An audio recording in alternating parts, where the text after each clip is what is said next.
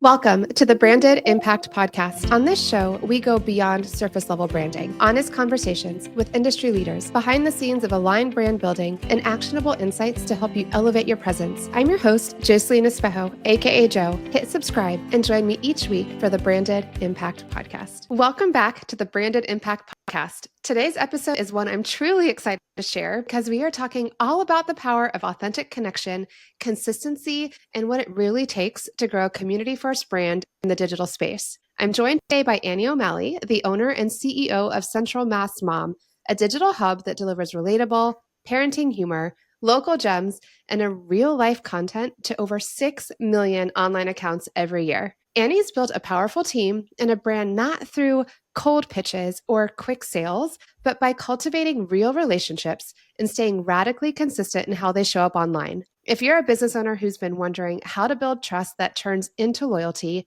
this episode is the one for you. So Annie, can you take us back to the beginning? Tell me about Central Mass Mom and how it all started. Central Mass Mom launched as a blog in 2020, and I actually was a writer for the blog at the time. And I wrote for the blog for about a year and a half. And then the person who had started the blog as the owner of the website decided to sell it. And I jumped at the opportunity. I said, don't talk to anybody else. We'll figure this out. I need to own this business. And really the motivation for me was the community that I was a part of as a writer with the writing team. And also the idea that I wanted that to continue. And I wanted other moms to feel like they had a community to turn to when they were feeling lost and alone and isolated in motherhood at all stages. I think I was one of those moms that really felt like motherhood just kind of turned me upside down, and I really needed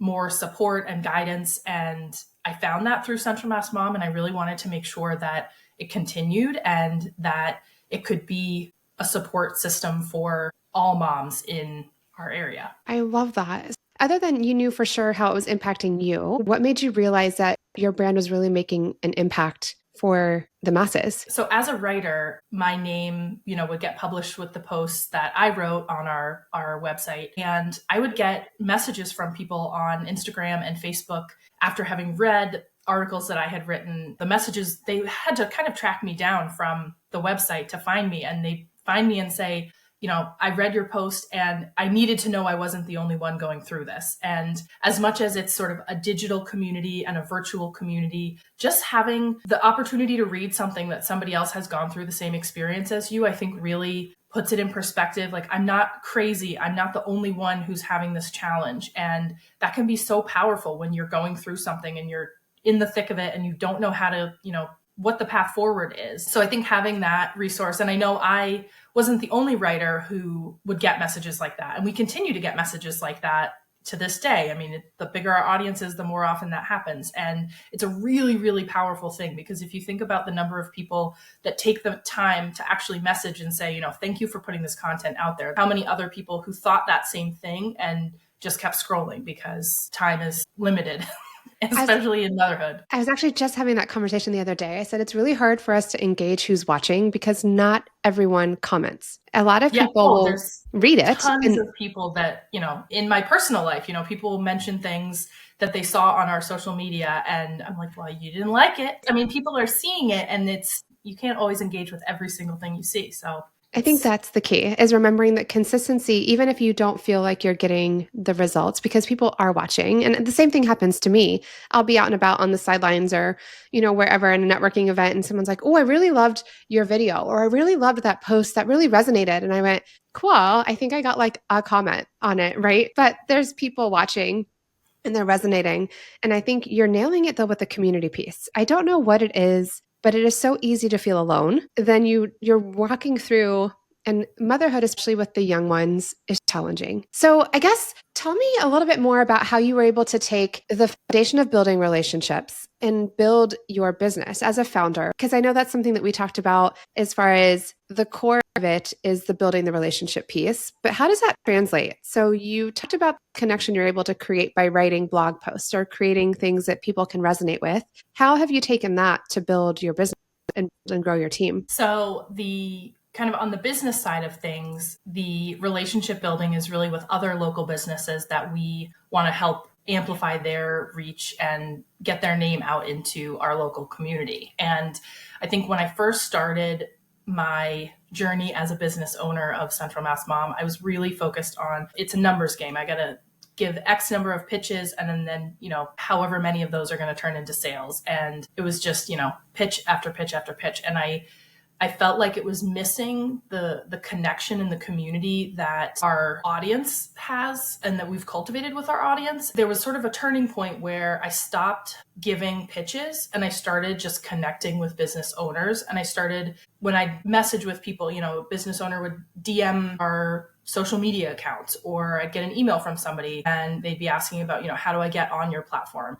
I would start by just saying, like, let's grab coffee, or like, let's have a phone call. Sometimes it turns into a business relationship down the road, but a lot of times it turns into somebody who is kind of a known colleague and somebody that might recommend another one of their friends to us for advertising. But the connections, I think, has really made my role as an owner more enjoyable. I think I really enjoy the getting to know people and getting to know the businesses, and not just, what is your business? What are you trying to, advertise? Here's our options. And more like, I had a call this morning with a woman and she's just getting started. She really doesn't have an advertising budget. And I just kind of got to know her and got to know why she's doing what she's doing. And I gave her, the names of a few contacts that I have that I think might help her get where she's trying to go. And she, at the end of the call, was like, I feel like I need to give something back to you. Like, she was like, you just gave me all this information and like, I don't have anything to offer you. And I was like, well, but we just had a really nice conversation for an hour. And I think having those kinds of relationships are really valuable to having a good reputation as a business that gives back to the community and people feel goodwill about, and earning that trust, because nobody's going to buy something from you cold when you're talking to them and this is the first time they've heard your name and your business. Thinking about just creating a reputation and a network, and eventually that network will kind of come back to you. I find it interesting because I'm listening to you talk, and for you, it's all about the long-term game. Because, correct me if I'm wrong, but the Central Mass Moms is for moms of children of all ages, correct? There's not just one stage, right? So we're locking in whether you've got a newborn to, I'm assuming, even college age. The thing is, as a mom, the journey doesn't ever really end.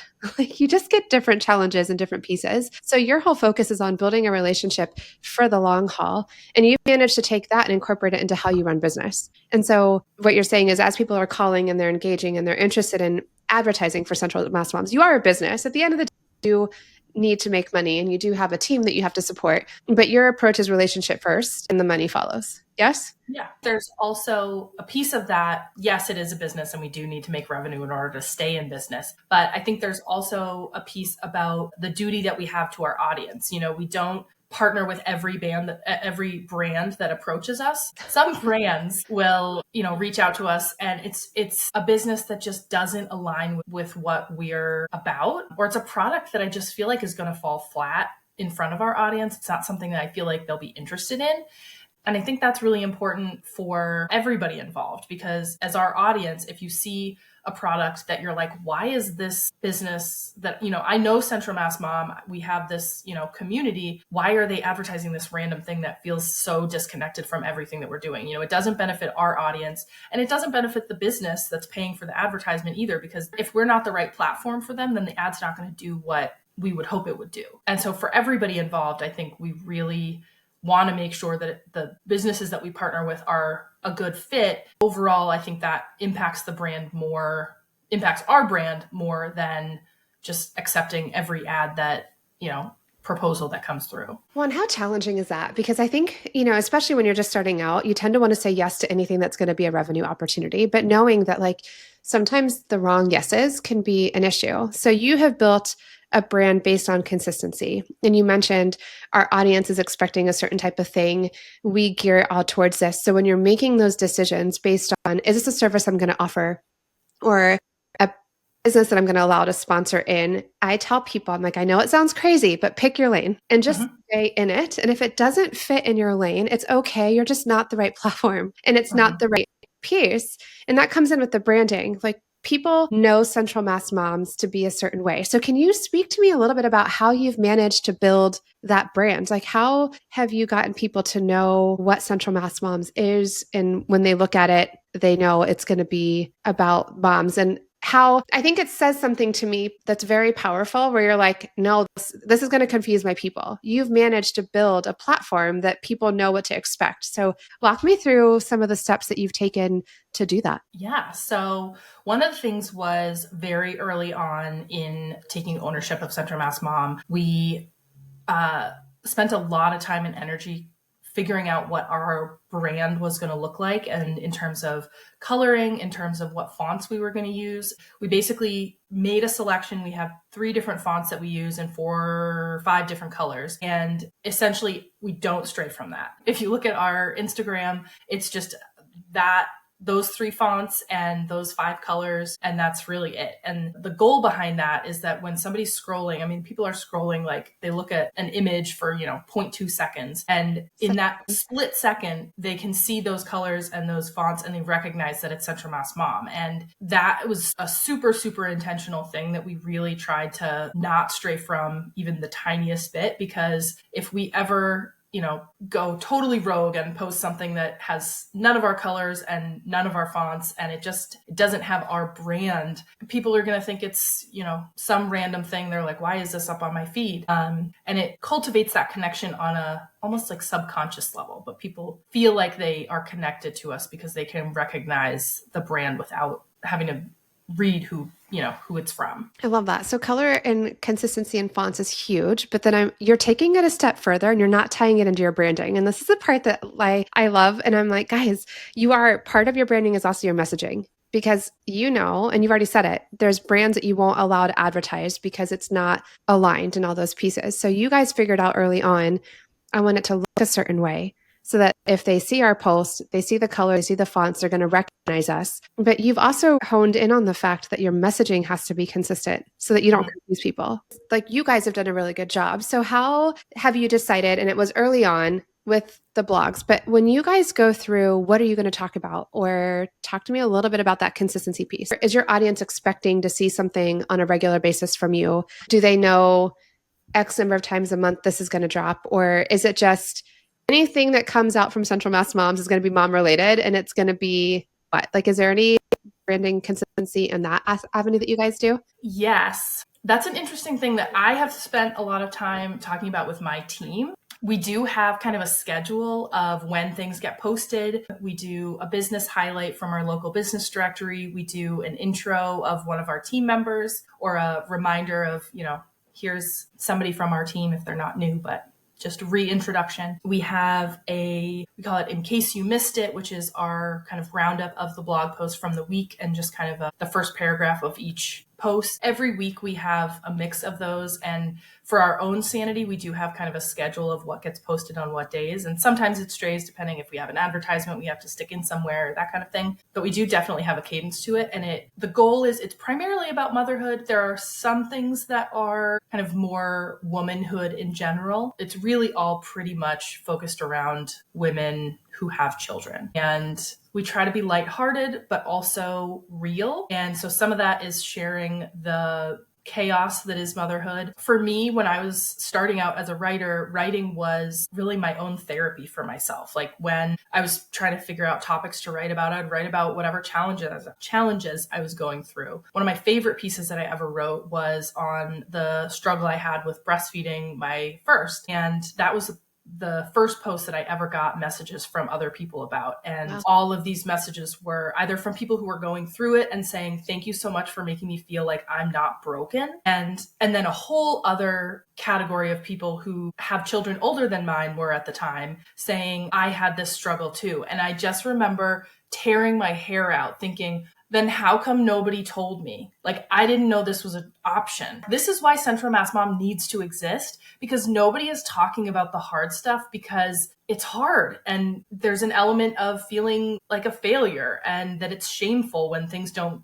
go perfectly. And I think that's a big part of our platform, is trying to remove that element of shame and, feeling like a failure, and normalizing that, like, things aren't going to go right. You're going to have, like, chaos and messes and things that you just, as hard as you try, it's never going to work out. And that's okay. And that's parenthood. It's the real, the raw. And that's exactly why I wanted to start this podcast too. I was like, listen, there is this world where women, for whatever reason, in every walk of our life, we think we have to do it alone and that we're the only ones that are struggling. And it's like, no, there are so many of us. And it's the authenticity and the connection. Honestly, for you guys to build connection, really your secret sauce is just being authentic. That's your secret sauce. And it's not a secret, guys. We want to overcomplicate things and we want to make it so difficult. And it's, you go to sit down and create content and you're like, okay, my favorite blog post, or when I was sitting there trying to figure out what to write about, you're like, I just honed into what I'm going through. So I always say creating content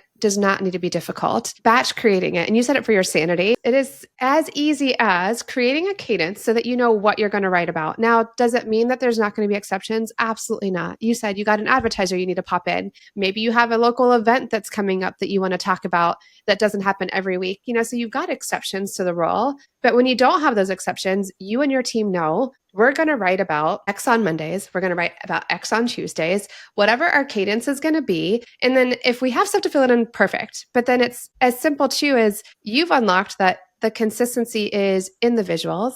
It's also in the messaging. It's who are we speaking to? And then that way, when you've got businesses you're trying to align with, or you've got advertisers you're wanting to look at, you can ask yourself, does it fall into this lane, into this bucket, whatever analogy you want to use? And then you just go down that path and see if that continues to resonate or align. And that's amazing.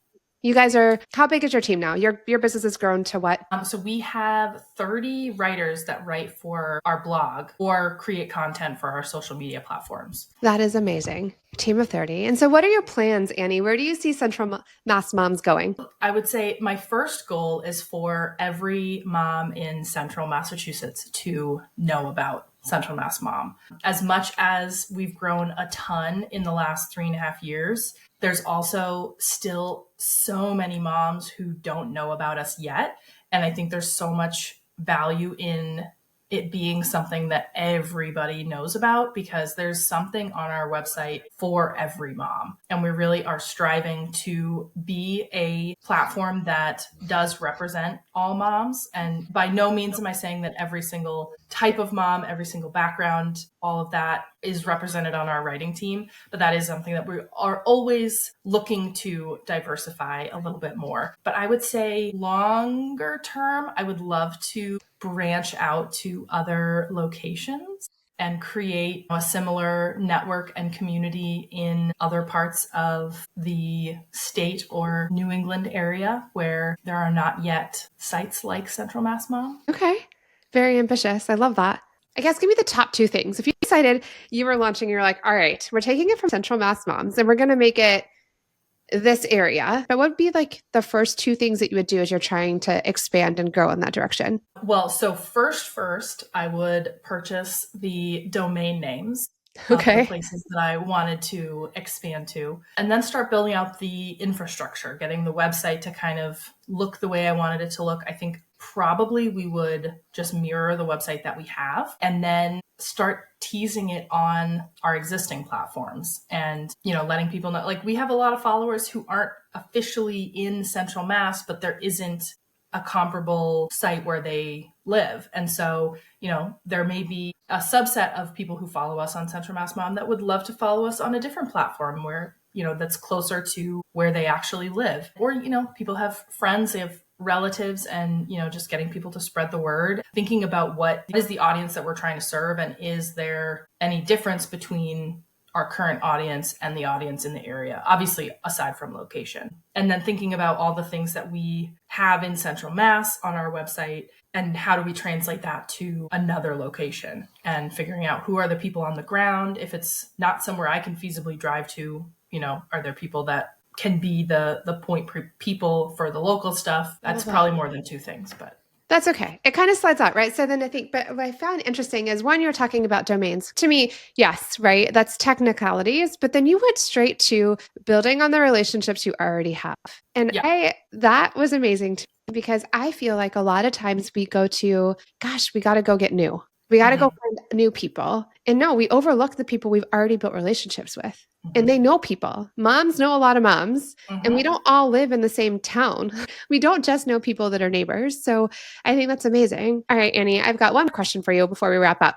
What advice do you have for founders who are feeling stuck or maybe scattered in their visual content? What would be your advice for them? I would say put some thought into a schedule and think about what you want your brand to show up as and figure out what the different components of that are. So like for Central Mass Mom, we want to be relatable and funny, but also supportive and genuine and helpful. And so kind of a combination of that is either funny memes or like funny stories that have happened in our lives, and also lists of things to take your kids to this weekend or this month, and the stories of the challenges and, you know, how we overcame them, and making sure that there's like a nice mix of all of those things so that the sum of all the parts are overall what we want our brand to represent. So I think if you're feeling stuck, think about what you want to be putting out in the world and break it into pieces and figure out how